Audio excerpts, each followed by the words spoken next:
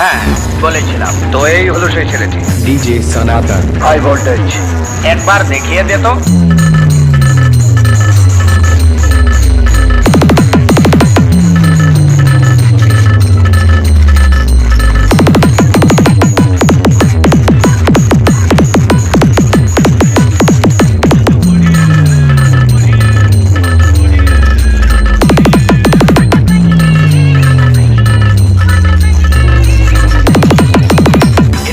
রক্ত বহুত গরম হয়ে গেছে না?